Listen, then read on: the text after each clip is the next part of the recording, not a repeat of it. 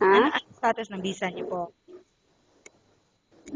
Hindi ko sponsor. O, ano po, canceled or tourist Cancel.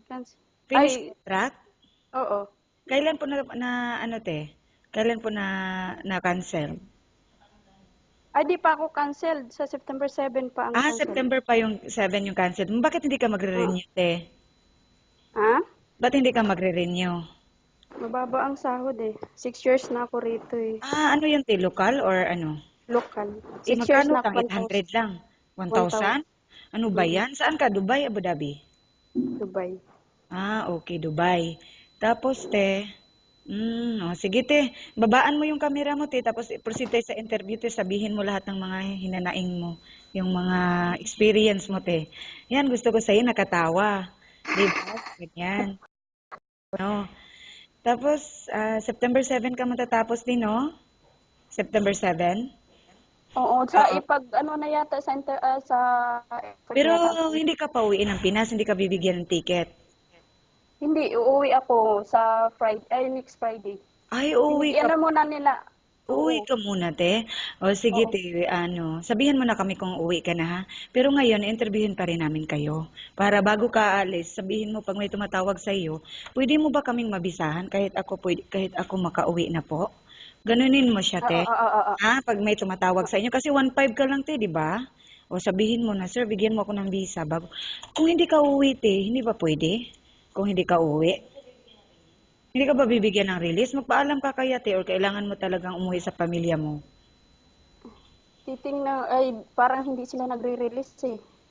Hindi sila kailangan. Pero hindi mo siya pwede makausap na hindi ka muna uuwi. Hindi ko pa kinausap, pero kalimitan kasi talaga rito hindi sila nagre-release. Ganun. Saan ka? Dubai ka nga, di ba?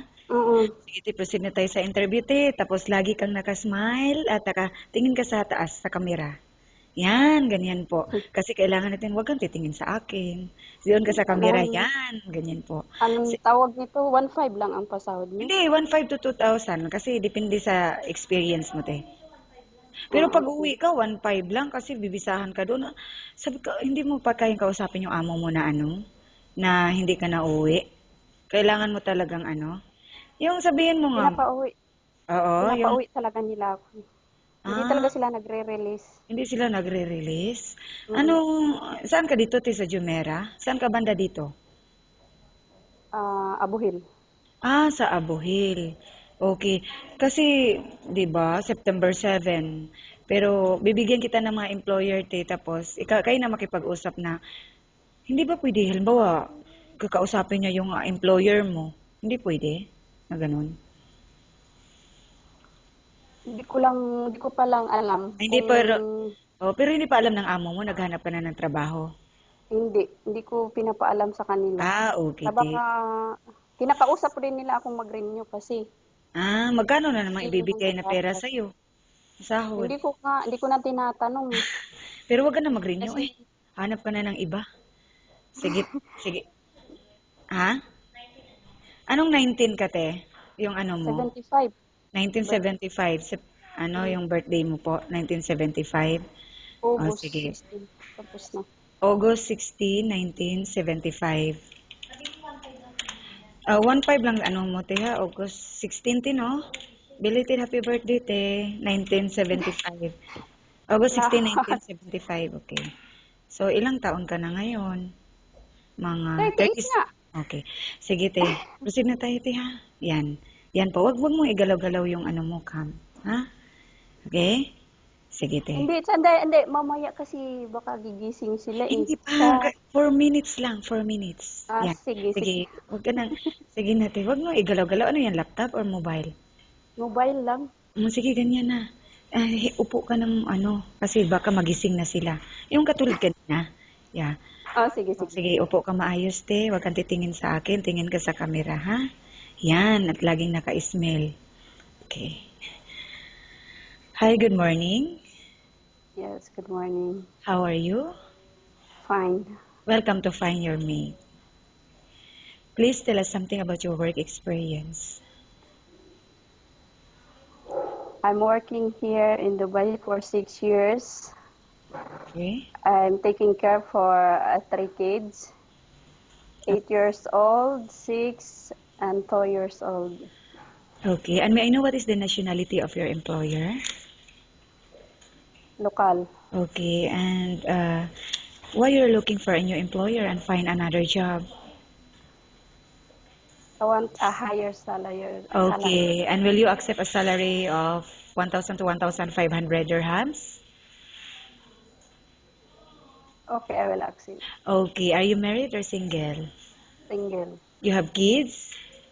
Yeah, I have 2 kids. Okay. And who will take care of your kids in the Philippines while you're here in Dubai? They're living of their grandmother. Okay. Does anyone help you to support them financially? No?